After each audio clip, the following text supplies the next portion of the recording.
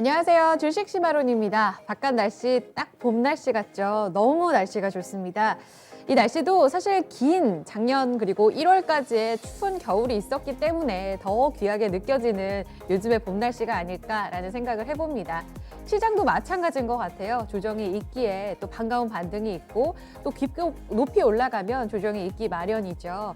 그래서 이 시간에는 3월 답답한 조정장을 딛고 지금 4월을 온전히 즐길 수 있는 분들이 더욱더 지금을 더 강하게 즐길 수 있으실 거라는 생각이 들었습니다. 이 시간에 저희와 함께 시장의 흐름을 탈 수 있는 방법들, 내공 쌓을 수 있는 전략들 강의를 통해서 함께 해보도록 하겠습니다. 오늘도 함께하는 교수 소개해드려야겠죠? 토마토 투자클럽의 최택규 전문가 함께합니다. 안녕하세요. 네, 반갑습니다. 최택규 전문가입니다. 네. 두 가지 주제를 통해서 저희 잠시 후 강의 살펴보도록 할게요. 그 전에 앞서서 시장을 좀 보고 올 텐데요. 양시장의 표정 여전히 엇갈려 있기는 한데 거래소가 낙폭 줄이고 있고요. 코스닥 고점 더 높아집니다. 어떤 변화가 있는 걸까요? 김은별 캐스터. 네, 오늘은 양시장의 방향성이 다르게 나타나고 있습니다. 제약 바이오 섹터들 중심으로 강하게 반등하는 만큼 코스피보다는 코스닥이 오늘 강한데요. 먼저 코스피 지수 살펴보시면 오늘 약보합권 지나가면서 3,137포인트 터치하고 있습니다. 분봉 차트 확인해 보시겠습니다.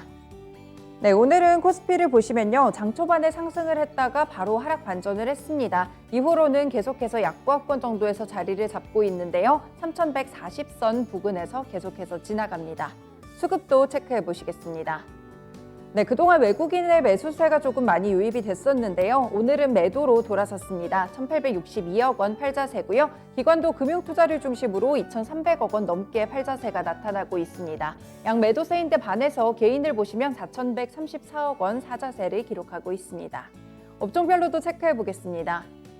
네, 오늘은 전반적으로 보시면요. 상승하는 섹터들이 더 많은 편으로 나타나고 있습니다. 네, 그중에서는 섬유유복 섹터가 2.4%대로 가장 크게 상승하는 모습이 나타나고 있는데요. 네, 오늘 장에서는 또 이런 섬유유복 쪽에서는 F&F에 대해서 어닝 서프라이즈가 기대된다 이런 소식들이 나타나고 있고요. 또 음식료품 섹터에서는 소비주 관련해서 이런 전반적으로 좀 상승하는 흐름이 나타나고 있습니다. 네, 의약품이나 서비스업, 기계 섹터도 좋은 편이고요. 반면에 이렇게 하락하는 섹터들 살펴보시면요. 운송장비 섹터가 1.8%대로 조금 크게 밀리고 있습니다. 현대차 그룹주들의 상승세가 오늘장 다시금 나오게 되면서 이런 부분이 영향을 미치고 있고요. 통신업종, 전기전자, 보험, 그리고 운수창고까지 현재 구간 1% 안쪽의 낙폭을 기록합니다. 시총 상위 종목들로 넘어가 보시겠습니다. 네, 현재 구간에서 보시면요. 상승하고 있는 종목들이 일단은 더 많습니다. IT 투톱주들 같은 경우에는 그동안 외국인 매수세가 이 코스피 지수와 비슷하게 계속해서 이쪽 반도체 쪽을 중심으로 유입이 됐었는데요. 그런데 오늘은 외국인도 매도로 돌아섰고요. 여기에 기관까지 이런 매도 포지션에 가속화를 시키면서 나란히 현재 1%가량 하락세를 보여주고 있습니다. SK하이닉스는 거의 2%에 가까운 낙폭이 기록되고 있고요. 14만 1,000원 선에 거래됩니다. 네, 그리고 언택트 종목들 체크해 보시면요. 네이버는 살짝 빨간불이 들어와 있고요. 카카오를 보시면 1.4% 오르며 55만 5천 원 선 터치하고 있습니다. 이제 월요일이 되면 액면 분할로 거래 정지가 되게 되면서 오늘이 카카오의 마지막 거래일이 되겠는데요. 일단 점차 상승 탄력이 높아지면서도 장중에는 신고가 경신하는 모습까지 보이기도 했습니다. 네, 2차전지 종목들 살펴보시면요. 삼성 SDI 1.5%대로 안정적인 상승 흐름 가져가는 반면에 LG화학은 강보합권 정도에서 자리를 잡고 있습니다. 이제 SK이노베이션과의 배터리 소송의 ITC 최종 판결에 대한 이 조 바이든 미국 대통령의 거부권 행사 시한이 이제 약 3일 정도밖에 남지 않았는데요. 이를 앞두고 계속해서 조금 눈치 보는 모습의 이런 시세가 나타나고 있습니다. 제약 바이오 섹터들 체크해 보시면요. 셀트리온 강보합권 그리고 삼성 바이오로직스가 1% 가까이 반등을 하고 있습니다. 오늘 자동차 종목들 보시면요. 어제장 상승하는 부분이 있었는데 오늘장에서는 다시금 그 시세를 다시금 토해내고 있습니다. 현대차도 1%대, 기아는 2%대, 그리고 현대모비스는 무려 3%까지 현재 구간 하락하고 있습니다. 나머지 종목들 체크해 보시면요. LG전자 쪽으로 해서 스마트폰 사업부를 내려놓은 이후에는 이제는 실적 자체가 최고치를 경신할 것이다. 이런 분석들이 나오게 되면서 오늘장 1.9%대까지 반등을 하고 있습니다. 특징주로 넘어가 보시겠습니다. 네, 중국이 환경을 이유로 최대 희토류 산지라고 볼 수 있는 장시성 간저우시에서 희토류 생산을 일부 중단했습니다. 전 세계적으로 희토류 수요가 급증하는 상황에서 희토류의 가격 상승으로 이어질 것이라는 우려감이 나타나고 있는데요. 여기에 미얀마 쪽에서 민주화 운동이 계속해서 진행이 되고 있는데요. 이 원석 운송도 차질을 빚으면서 공급망에는 계속해서 타격을 가할 만한 뉴스들이 많이 나오고 있습니다. 또 한편으로는 이 부분이 환경보다는 서방 진영에 대한 이런 희토류를 무기로 사용하는 것이 아니냐 이런 분석들까지 나타나고 있는데요. 희토류 관련 종목들 이 뉴스 다음에 이렇게 반등하는 모습입니다. 유니온 14% 오르며 9,750원 터치하고요. 유니온 머티리얼, 헤인, 티플렉스, 노바텍까지 현재 구간 2%에서 5%까지 상승하고 있습니다. 코스닥 지수로 넘어가 보시겠습니다. 네, 현재 코스닥 지수는 0.9%대 거의 1% 가까운 오름세를 기록하면서 991포인트 터치합니다. 분봉 차트 살펴보겠습니다. 네, 코스닥 차트가 오늘 정말 좋죠. 또다시 이렇게 상승으로 향하는 우상향 차트를 그리고 있는데요. 오늘장 또 안정적으로 990선까지 넘기시면서 이 천스닥에 관련된 이런 한 걸음을 더 전진하는 모습을 보여줍니다. 네, 수급 보시겠습니다. 오늘 코스닥 수급에서는 외국인 쪽에서는 일단은 매수 쪽이 나타나고 있습니다. 475억 원 사자세고요. 개인과 기관이 매도하는 가운데 개인은 168억 원, 기관은 262억 원 팔자세를 기록합니다. 시총 상위 종목들도 확인해 보시겠습니다. 네, 현재 보시면요. 대체적으로 일단 상승하는 분위기이긴 합니다. 제약바이오 섹터들의 빨간불이 강하게 들어왔었는데요. 현재는 조금씩 탄력이 둔화되는 모습까지도 나타납니다. 일단 셀트리온 그룹주들 1% 안쪽에 상승 탄력 보여주고 있고요. 시제는 1% 오르면서 오늘까지 추가적으로 16만 8,800원 터치하고 있습니다. 펄어비스와 카카오게임즈 오늘은 시세가 엇갈리고 있는데요. 펄어비스, 카카오처럼 마찬가지로 액면 분할 이슈가 있습니다. 13일부터 4일간 주식 거래가 정지된다는 점 참고해 보셔야겠고요. 현재 카카오게임즈를 보시면 5거래일 만에 하락으로 반전한 모습입니다. 네, 나머지 종목들도 함께 보시면요. CJ E&M이나 스튜디오 드래곤 오늘은 정반대의 시세를 가져가고 있고요. 특히나 CJ E&M 같은 경우에는 증권가의 긍정적인 리포트가 나왔습니다. 안정적인 성장이 기대된다는 이런 리포트였고요. 네, 나머지 종목들에서는 알테오젠이 1.8% 오르면서 89,300원 터치하고요. SK 머티리얼즈 2%가량 하락하고 있습니다. 특징주로 넘어가 보시겠습니다. 네, 제약바이오 종목들이 오랜만에 상승 랠리가 펼쳐지고 있죠. 이 몇 달간 주가가 참 지지부진한 모습을 보였다가 오늘장 이런 저가 매수 그리고 낙폭이 좀 과대했던 종목들이 올라오고 있는데요. 개별 호재들도 부각되고 있습니다. 특히나 녹십자 그룹주들 오전에 보셨다시피 이 미국 관계사 아티바가 기업 공개를 신청했다는 소식에 이후로 그룹주들의 반등세가 나타났는데요. 현재는 윗꼬리를 단 상황입니다. 녹십자 랩셀 12% 오르며 104,900원 터치하고요. 홀딩스 쪽도 9%대 강세입니다. 네, 나머지 바이오 종목들 보시면요. 그래도 대체적으로 오늘 강하게 빨간불을 켜내고 있습니다. 지수보다 강하게 나타나고 있는데요. 프레스티지 바이오로직스가 12%대 강세고요. 나머지 종목들 보셔도 현재 한국파마도 7% 오르며 41,950원을 터치하고 있습니다. 나머지 종목들 체크해 보시면 4%에서 6%까지 상승하고 있습니다. 지금까지 시장 상황 전해드렸습니다. 강의로 가보시죠. 강의로 넘어왔습니다. 오늘도 두 가지 주제에 대해서 여러분들은 어떻게 생각하고 계시는지 또 질문이 있으시다면 지금 채팅방에 올려주시면 저희가 함께 좀 소통해 가면서 강의의 답을 같이 찾아보도록 하겠습니다. 그 중심이 되고 있는 첫 번째 내용부터 함께 확인해 보실까요?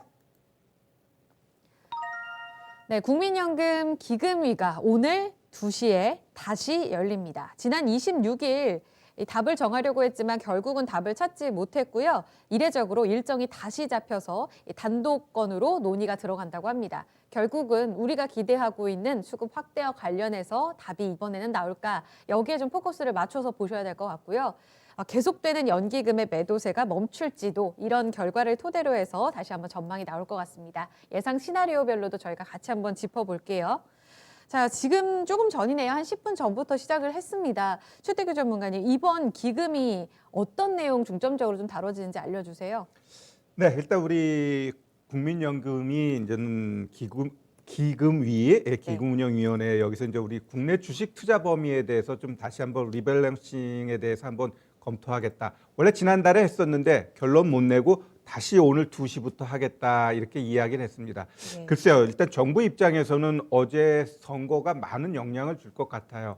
어제 선거에서 좀 한 곳이라도 이겼다라면 오늘 좀 시원하게 아마 연장 쪽으로 아니 좀 늘리는 방향 쪽으로 갈 텐데 뭐 다 패했기 때문에 과연 이번 회의에서 늘릴까라는 부분에서 우리가 조금 봐야 될 것 같아요. 뭐 그 결과 회의하시는 분들도 지금 이거를 어떤 쪽으로 방향 잡아야 될지 아마 이제 경론이 이루어질 것 같은데 분명히 부정적인 요인, 긍정적인 요인이 팽배하기 때문에 어느 쪽으로 답 나올지는 아직은 잘 모를 것 같아요. 그러나 우리가 여기서 잘 보면은 자꾸 나오는 게 이제 뭐 전략적 자산 배분 허용 한도 이거를 2%에서 3 내지 3.5%로 그다음에 뭐 전술적 자산 배분 얘는 또 3%에서 2 내지 1.5% 이게 치고받고 하게 되면 다 기본적으로 5%인데 네. 결국 장기적인 측면과 이제 단기적인 측면에서의 운영에 있어서 이제 변화를 주겠다 이러한 얘기입니다. 그러면 작년 말 기준으로 했을 때 지금 21.2%에서 지금 계속 이야기하는 게 16.8%까지 내리겠다라고 지금 이야기를 하고 있는데 지금 보시면 아시겠지만 1월 달부터 지금까지 연기금에서 매도한 금액이 얼마냐 하면은 네. 16조 4천억 원이에요. 그러면 이게 작년 연말 기준으로 해서 한 844조인가 그런데 그거에 16조면은 아마 826, 한 2%? 요 예. 정도가 파른 거예요. 그러면 우리가 여기서 볼 수 있는 게 16.8%에서 2% 플러스 시키면 내가 봤을 때 한 18.5%까지는 비중을 좀 늘렸다고 봐요. 팔았으니까. 예, 팔았으니까. 근데 네네네. 요번에 좀 이거를 확대하겠다 이런 식으로 얘기하면 내가 봤을 때 20% 위, 한 2%, 3%까지 더 이 살려요. 여력이 있거든요. 그럼 지금 한 18.5 아니면 뭐 크게 잡고 19%라도 1%이 정도의 매수 여력은 남아 있다. 우리가 좀 이렇게 좀 산술적으로 좀 볼 수 있을 것 같아요. 올해 목표가 16.8%라고요. 그렇죠. 알겠습니다. 작년에는 20%를 훌쩍 넘어갔는데 여기에서 올해에 대한 목표 비중이 줄었고 그런 상황 속에서 SAA 그러니까 전략적 자산 배분, TAA 전술적 자산 배분, 장기적, 단기적 모두 다 지금 비율이 정해져 있었는데 여기서 SAA와 관련된 전략적 자산 배분의 비중을 더 늘리느냐 요것이 이제 결정이 될 것이다라고 말씀해 주셨어요. 알겠습니다. 예상 시나리오별로 그러면 늘겠습니까? 요건 잠시 후에 질문 드리도록 하고요. 내용을 먼저 봤는데 아까 말씀해 주신 대로 올해 들어서 지금 16조 4천억 원을 연기금이 팔았다고요? 네네. 대단하네요. 그 매도 추이 다시 한번 좀 짚어보면서 그 이유는 결국 이 같은 이 올해 목표에 달하는 비중 때문에 줄였다라고 보는 게 맞는 건가요? 아니면 또 다른 이유가 있다고 좀 분석할 수 있을까요? 일단 기금 운영위 같은 경우는 정해진 룰에 의해서 움직이기 네. 때문에 누가 해라 마라 그걸 떠나서 규정대로 하는 게 정답이거든요. 네. 규정대로 안 하고 잘못됐을 때는 어떻게 돼요? 굉장히 소중한 자산으로 인해 그렇죠. 가지고 문제가 저희 생길 수 있기 연금인데. 때문에 더더욱 규정대로 하고 있고 그 네. 규정을 좀 바꿔서라도 좀 시장에 좀 보탬이 되기 위해서 지금의 회의를 하고 있다라고 보시면 될 것 같고요. 네. 자, 제가 지금 차트 하나 꺼내놨는데 1월 달부터 지금까지 우리 개인이 거래소에서 37조 2천억 매수했습니다. 최근에 외국인이 조금 매수를 하다 보니까 지금 6조 4천억 정도 매도했고 우리 네. 기관이 30조 매도했는데 거기서 절반 이상인 16조 4천억 원을 우리 연기금이 매도를 했습니다. 그러면 연기금 입장에서는 이 16.8% 이 비중을 맞추기 위해서 그냥 가만히 있어도 자꾸 비중이 늘어나는 거예요. 왜? 작년 같은 경우 시장이 계속 늘어나니까 네. 거기서 이 갖고 있는 이 주식의 비중이 어떻게 돼? 자꾸 부풀어지는 거거든요. 네. 근데 실례로 하나 작년에 엄청나게 하락했던 3월 달 같은 경우 보면 연기금이 굉장히 많이 사줬어요. 즉 연기금의 역할은 시장이 흔들리고 깨졌을 때 거기서 받쳐주는 역할을 해줘야 되거든요. 그렇다고 한다면 지금 연기금이 현 시점에서 지금의 시장을 더 올리기 위해서 공격적으로 매수해야 되는 건가라는 부분에 있어서 한번 생각해 봐야 돼요. 굉장히 우리한테는 소중한 자산입니다. 그러면 큰 그림에서 시장을 먼저 볼게요. 네. 미국 같은 경우는 지금 12년, 13년 랠리를 보여주고 있습니다. 그러면 미국이 이러한 상승이 제가 보는 시장도 너무너무 좋기 때문에 더 갈 거라는 데는 저도 이견은 없지만 결국 어느 시점 가게 되면은 미국도 인플레이션에 대한 부담감, 금리에 대한 부담감으로 인해서 시장은 데미지를 입게 되고 얘가 어느 정도 올라가게 되면 시장에서 일반적으로 이야기하는 건 금리가 상승했을 때 미증시도 윗단에서 20% 하락은 감수해야 된다라고 이야기를 하고 있습니다. 그럼 우리 시장 같은 경우도 여기서 제가 봤을 때 잘하면 3,300 한번 갈 수 있어요. 그러면 여기서 그거 몇 퍼센트 먹기 위해서 연기금이 여기 총알을 엄청나게 낭비를 해야 되는 건가? 글쎄, 총알을 낭비라고 해야 되나라고는 볼 수는 없지만 일단 연기금이 사게 되면 연기금은 어지간해서는 매도하기 쉽잖아요. 워낙 크게 갖고 있기 때문에 시장이 하락하는데 거기다 연기금까지 던져버리면 어떻게 해요? 폭락을 불어오기 때문에 오히려 시장이 크게 흔들릴 때 거기서 받쳐주는 역할을 해야 되는 게 네. 연기금입니다. 그러면 우리 개인 투자자들 입장에서는 큰 그림에서 이 연기금의 방향을 봐야지 지금 당장 조금 올라가는 거에 패대기 치니까 이 나쁜 놈 할 게 아니에요. 우리는 연기금은 더 큰 그림에서 봐야 되는 거고 수급이라는 게 분명히 연기금이 기관 전체적으로는 중요한 역할을 하는 건 맞아요. 연기금이 파니까 다른 기관들도 그닥 역할을 못 하는데 솔직히 투신 같은 경우는 우리 개인들한테 신뢰를 잃었잖아요. 라임 사태니 뭐 옵티머스니 누가 그들한테 돈 맡겨가지고 운영하게 하겠. 그러다 보니까 지금 개인들이 자기가 나서서 하는 거예요. 그러면 지금 시장에서 실질적으로 매매의 주도권을 갖고 있는 건 금융투자, 증권사들, 자기들 매매, 그 다음에 연기금, 뭐 이 정도 봐야 되는 연기금이 매도를 일관하다 보니까 시장이 못 올라간다. 그건 어쩔 수 없고요. 특히 이제 현 시점에서는 연기금이 추가적으로 좀 공격적으로만 매도 안 하더라도 시장은 뭐 견주할 거라고 봐요. 그리고 우리 시장은 미국이 굉장히 잘 가니까 우리도 같이 간다라는 생각은 가지시면 안 됩니다. 가장 큰 이유는 지금 미국하고 중국하고 엄청나게 신경전 벌이고 어찌 보면 트럼프보다도 더 격한 상태도 지금 가고 있습니다. 그러면 미중 간의 갈등 속에서 우리 정부의 외교 역량에 따라서 이게 잘 풀릴 수 있지만 잘못됐을 땐 둘러부터 문제가 되면 우리 시장은 엄청나게 하락할 수 미증시가 가도 못 가요. 그거는 분명히 2018년부터 우리 2020년 3월까지 계단식으로 하락하면서 우리가 직접 경험했잖아요. 그렇기 때문에 이 미중 간의 갈등 이게 불거질수록 미증시가 아무리 가도 우리 증시는 갇히거나 오히려 하락할 수 있다는 부분을 명심해야 되고 만약에 그렇게 하락했을 때 그걸 누가 받아줄 거냐. 만약에 시장이 그렇게 하락하게 되면 연기금의 그 비율이 줄어들면서 오히려 공격적으로 살 수 있는 기회가 될 수 있는 거니까 오히려 그렇게도 봐야 되니까 저는 항상 좋아하는 단어가 새옹지마예요.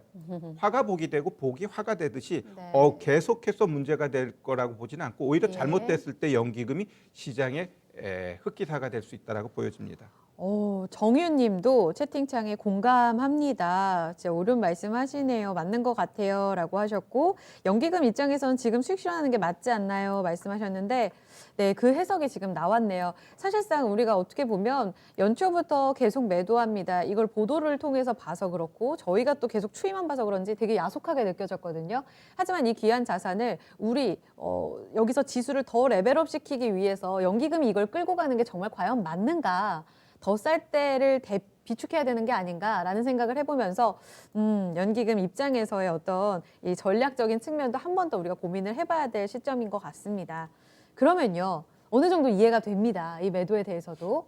그러면 전문가님, 일단은 이번 제 논의를 통해서 SAA죠. 이 장기적으로 전략적 자산 배분의 비중이 커지게 되면 어느 정도 지금 매도는 멈출 수 있는 것인가? 여기에 대한 시장 측면에서의 예상 시나리오로 한번 결과를 좀 전망해 보면 좋을 것 같거든요. 어떤가요?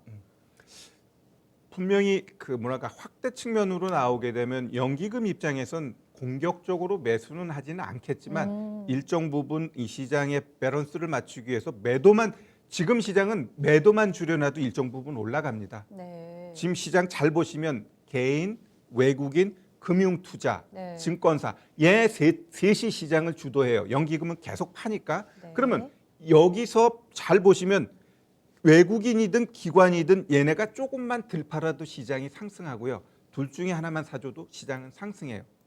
그렇기 때문에 거기다가 연기금이 안 팔아. 그러면 기관의 매수가 어떻게 돼요? 좀 더 늘어날 수 있는 분위기로 형성되기 때문에 시장은 간다라고 볼 수 있어요. 예. 근데 제가 조금 어찌 보면 주식하는 사람 입장에서 좀 가장 안타까운 것은 네.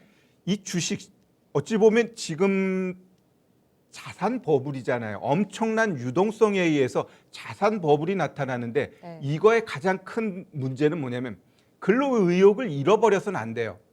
이 자산 시장하고 근로 시장하고 분명히 다르고 근로자들이 뭔가 피해를 보는 느낌이 들어가지고 근로 의욕이 떨어지면 안 되거든요. 지금 이 주식이라든가 부동산이라든가 뭐 가상화폐라든가 뭐 골동품이라든가 이들이 너무나 올라가게 되면은 근로의욕 꺾여버리고 누가 그러면 직장 생활을 하려고 하겠어요? 주식 열심히 하다 보면 사장 입장에서는 주식하는 직원은 잘라야 돼요. 왜? 전문가님. 왜냐하면은 회사에 전혀 계속 정신이 주식에만 가까이 가 있기 때문에 그래서 그만큼 홀릭했던 그런 투자들이 많았다고 하더라고요. 그렇죠. 그러니까 지금 제가 봤을 때는 국가 경제가 건전하게 가기 위해서는 주식 시장이 잘 되는 것도 좋지만 얘로 인해 가지고 근로 이욕이 떨어지는 건 분명히 문제가 된다고 저는 네. 보고 있어요. 그래서 이 자산 시장도 지나치게 올라가는 건 저는 바람직하지 않아요. 왜? 지나치게 올라가면 반드시 급하게 떨어지게 돼 있어요. 어느 시장이나 마찬가지예요. 산이 높으면 골이 깊다. 이거는 과거부터 이어진 현상이기 때문에 미증시 12년 올라갔죠. 얘가 어느 순간에 떨어지게 되면 급락은 물론이지만 긴 장기 침체도 갈 수도 있다는 건 우리가 염두에 둬야 됩니다. 국가나 경제가 계속해서 성장하는 건 맞아요. 근데 성장할 때는 항상 네. 어떻게 돼요? 계속 성장하는 게 아니고 올라갔다 내려가고 이러한 부분이 있기 때문에 네. 그러한 부분 우리가 좀 이야기가 좀 산으로 갔죠? 중요한 그러면 포인트로 또 말씀을 해주셨어요. 많은 분들이 음. 포모 증후군 그리고 나 벼락 부자 옆에 벼락 거지된 것 같아요. 음. 라면서 굉장히 또 시리에 빠지신 분들이 많거든요. 그런 측면에 있어서 과연 이렇게 자산이 계속해서 올라가서 우리가 흔들리는 게 맞는 것인가 거기에 대해서 좀 개인적인 신념을 말씀해 주신 거잖아요. 네네. 그럼 다시 또 원점으로 우리가 돌아와서 네. 예상 시나리오에 따라서 일단은 매도세가 조금은 멈출 수 있다라는 말씀을 하셨는데 그 이후에 그런 매수 확대까지는 우리가 연결시키기엔 조금 어려운 걸까요, 전문가님? 저는 제가 보고 있는 시장의 큰 그림은 분명히 지금 이 시장이 상승은 오겠지만 이게 어느 시점 가면 분명히 꺾일 거라고 봐요. 꺾였을 때 그것을 받쳐줘야 될 게 연기금이기 때문에 네. 연기금이 굳이 이 현 시점에서 공격적으로 네네. 매수하는 건 좀 바람직하지는 않다라고 보고요. 연기금이 산다고 주가가 올라가지는 않아요. 네. 연기금은 그냥 좋은 기업을 매수하는 거거든요. 네네. 잘 생각해 보면 삼성전자 사가지고 물렸어요. 그럼 누가 거기다 대놓고 뭐라고 못해요. 근데 어떤 잡주 사가지고 물려. 그럼 너 그 소중한 연기금 자산으로 그런 개똥 같은 종목을 샀어? 하고 욕을 먹을 수가 있거든요. 욕 먹는 것보다도 더한 문제가 발생될 수 있어요. 자, 그러면 제가 한번 종목을 대형주 중에서 연기금이 꾸준히 사는 종목들을 한번 뽑아봤어요. 5개 정도. 한번 이들 종목 차트 흐름을 한번 먼저 이들이 어떻게 매수가 들어오나 한번 좀 볼까요? 먼저 우리 삼성 SDI 같은 경우도 보시면은 일단 한 달 기준으로 해가지고 꾸준히 매수가 들어오는 걸 알 수 있고 이제 차트는 좀 이따 보고요. 그 다음에 삼성 바이오사이언스 얘도 계속 하락하는데 바이오로직스인가요? 계속 사고 있죠. 삼성 바이오로직스인가요? 바이오사이언스. SK 요번에 바이오사이언스. SK. 네. 예. 그다음에 네. 현대제철도 지금 차트 보시면 아시겠지만 네. 엄청나게 지금 매수 들어오고 있죠. 연기금이 계속 사고 그렇죠, 있는 그렇죠. 거예요. 그러면은 사실 대형주가 뭐 시총 상위주들을 중심으로는 연기금이 꾸준히 팔았을지라도 지금 저평가 메리트가 있는 쪽으로는 계속 담아왔다는 말씀을 하시는 거예요. 이들의 공통점이 뭐라고 보세요, 전문가님? 자, 한번 차트를 한번 볼게요. 네네. 그러면 일단 현대제철 같은 경우는 예. 지속적으로 살아 있어요. 차트가. 그런데도 꾸준히 산다라는 것은 이 연기금도 어찌 보면 저하고 비슷한 생각을 할 수 있을지도 모르겠어요. 올해는 인프라 투자 이거에 대한 시장이 더욱더 이어질 수 있다라고 보고 있고 그러면은 네. 결국 이런 철강주 같은 종목들이 계속 가겠다라는 거죠. 자, 이런 이 현대제철 이 차트 보시면은 얘는 그냥 그날 봤을 때는 오르는지 내리는지 몰라요. 근데 일주일, 2주일 있다가 뒤돌아보면은 나름대로 또 올라와 있는 모습을 보여주는 차트 흐름입니다. 그리고 자, 우리가 이제 이 두산중공업 같은 경우도 이 보시면은 계속해서 사고 있어요. 그러면 네. 얘는 이제 정배열 초입 구간에 들어가고 있어요. 자, 그러면 제가 또 중요한 날이니까 제가 하나 올해 크게 움직일 수 있는 섹터 중에 하나를 우리 시청자 여러분들한테 말씀드릴게요. 인프라 투자하면은 우리가 지금 많이 봤던 철강, 기계, 건설, 시멘트 좋아요. 그 이면에 이제는 보궐선거에서 봤듯이 건설주들 움직임이 엄청난 걸 봤죠. 그러면 진짜 배기는 이제 대선인데 대선에서 내가 봤을 때 가장 또 키포인트가 될 수 있는 부분은 원전입니다. 현 정부는 원전에서 짓밟았어요. 근데 이번 야당 같은 경우 원전을 아마 키울 거예요. 지금 중국 같은 경우도 원전에 대해서 다시 이야기가 있고 글로벌 전체적으로 봤을 때 원전은 친환경하고 같이 밸런스를 맞춰야지 얘를 없애버리면 친환경도 같이 뭐랄까 전력난에 있어서 문제가 될 수 있거든요. 그렇다고 하면 결국 여당과 야당 이것을 잘 이용하는 게 우리 주식하는 사람이고 그러한 측면에 있어서 원전 관련된 종목 잘 보시면 가장 대표적인 게 한전 KPS 아니면 한전기술 이들 차트 봐봐요. 엄청나게 올라오고 지금은 숨고르기 하고 있어요. 그 하단에 있는 조그만 종목 보성파워텍 같은 종목 한번 보세요. 팍팍 가고 있습니다. 그러면 여기도 좀 연기금 수급도 들어가는 거예요? 요거는 이제 별로? 별도 이제 테마성으로서 아, 한번 네. 또 별도로 이야기해 주는 거예요. 우리 시청자 여러분들한테 올 한 해 큰 그림에서 또 테마의 한 축. 제가 1, 4분기에는 시멘트 건설 이야기했다면 이제부터는 이 원전 쪽도 보시라. 그러면 아마 계좌가 크게 풍성해질 수 있다라는 측면으로 이야기한 겁니다. 알겠습니다.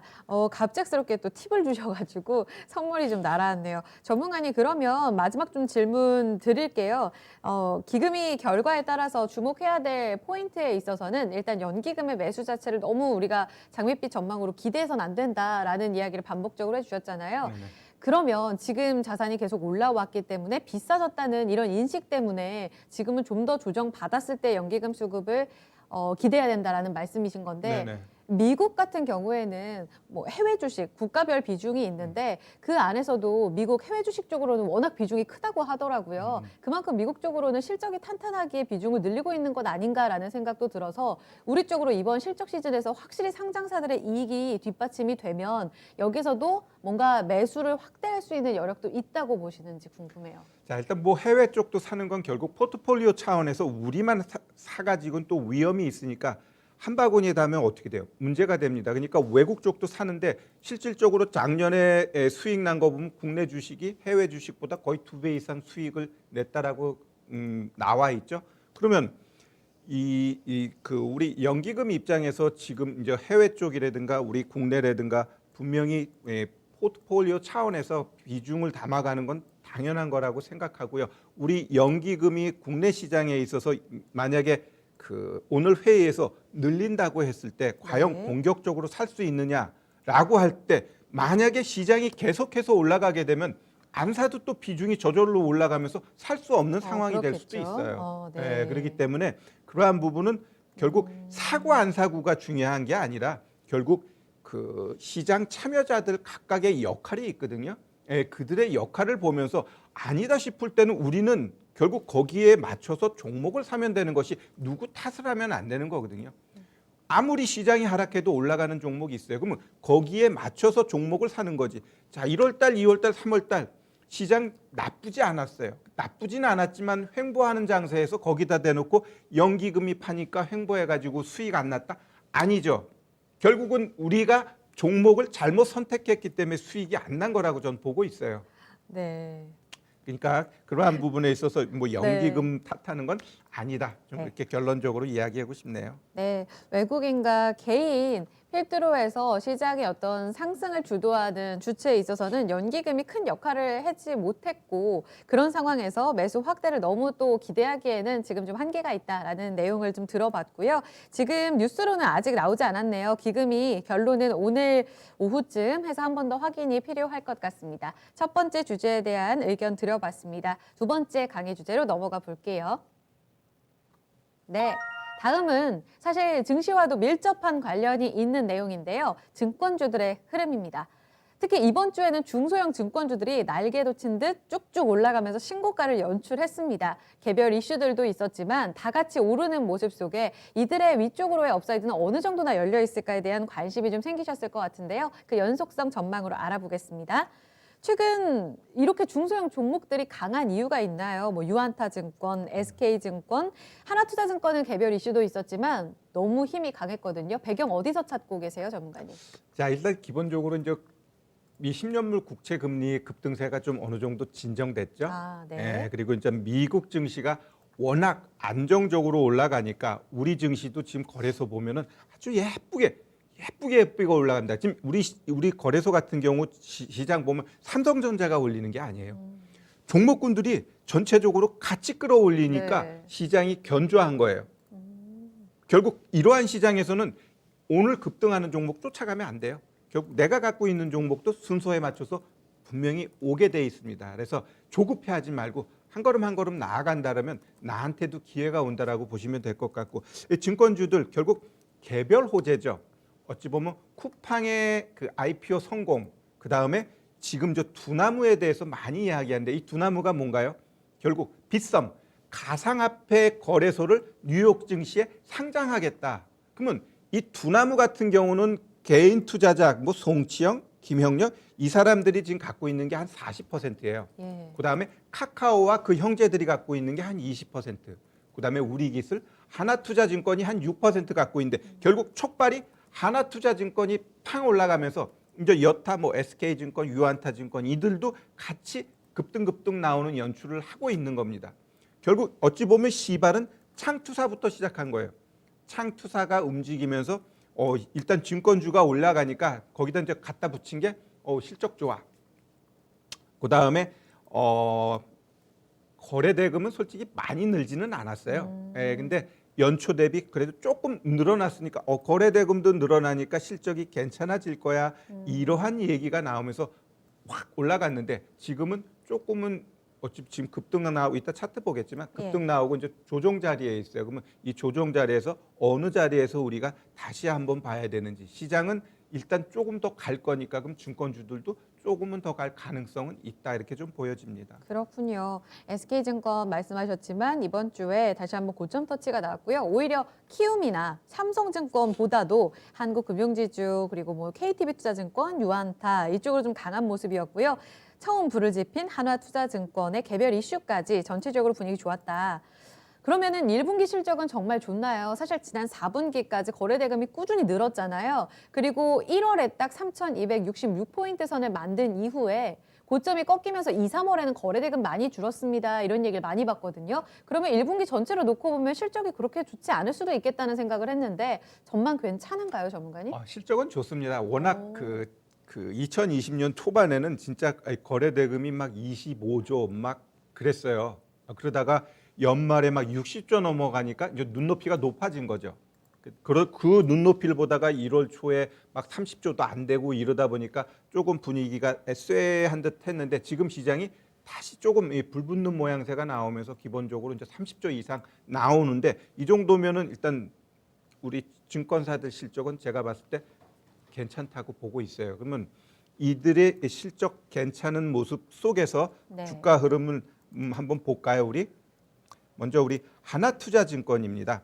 자, 잘 보시면 하나투자증권 이렇게 윗꼬리 달고 음봉 팡 때려버리면 어지간하면 죽었다고 봐야 되는데 얘 보면은 계속 치고 가고 있죠. 예, 원래 이렇게 윗꼬리 확 달았을 땐 기본적으로 30 내지 50%는 일단 팔고 가야 되는데 이날 저점 만들고 다시 가고 있습니다. 그럼 이런 종목은 제가 봤을 때 기본적으로 오늘 저가 즉 6,600원이에요. 네. 요거 손절가 잡고 일단 뭐 단기적으로 보실 분들은 봐도 될 것 같아요. 일단 계속해서 가는 모양새가 연출되고 있으니까. 그다음에 우리 SK증권 같은 경우 보면 이런 게 이제 조금 문제예요.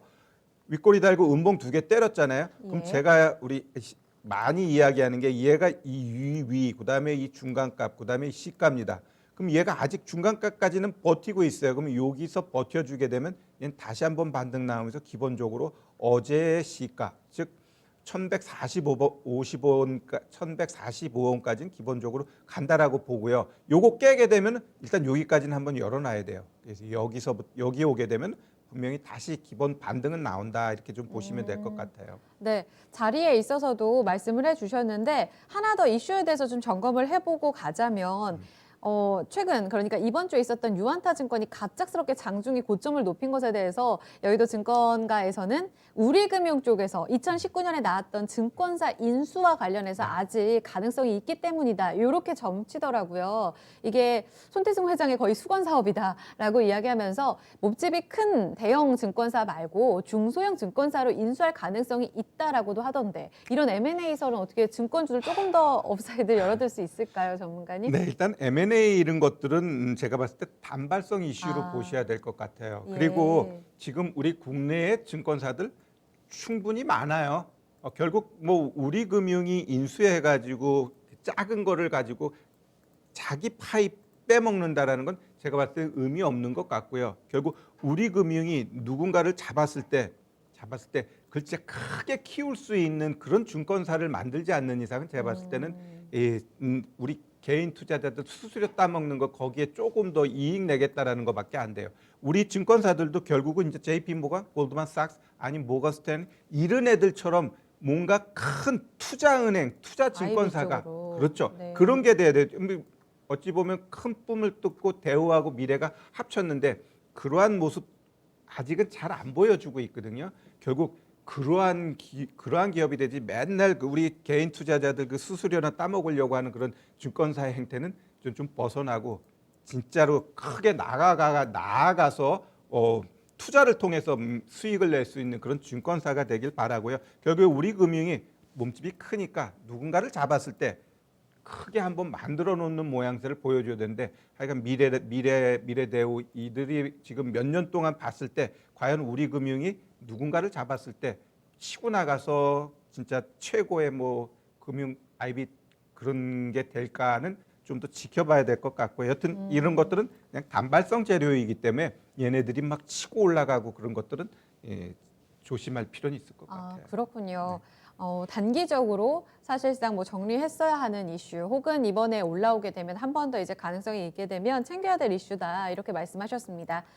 이제 전망과 전략으로 좀 마무리를 지을게요. 사실 뭐 거래대금 이야기도 했지만 거래대금이 꼭 증권사들의 실적이랑 직결되는 건 아니잖아요. 뭐 신용대출도 있고 여러 가지 다른 이야기들도 많은데 결국은 증권주 하면 우리가 기대하는 게 지수가 먼저 잘 가겠습니까? 이런 질문을 많이 드립니다. 증권주의 어떤 지속적인 상승이 전체적으로 계속 이어질지 여부와 함께 1월에 나왔던 고점도 뚫어낼 수 있다고 보시는지 어떻게 생각하세요? 자, 일단 우리 증시는 미증시를 봐야 됩니다. 우리가 아무리 잘 가더라도 미국에서 한번 급락 나오면 같이 데미지 입는 게 우리 증시인데 제가 최근에 이제는 조금 우리 여러분들한테 미증시의 방향에 대해서 확실하게 하나 말씀드리고 싶은 건 네. 자, 다우존스는 다우 보면 어때요? 계속 신고가 치고 가고 있죠. 네. S&P 신고가 치고 가고 있죠. 예. 나스닥 3.03% 남았습니다. 제가 그거 다 계산했어 오늘 계산했는데요. 여기 신고가예요. 신고가 얼마 안 남았네요. 예, 3% 남았어요.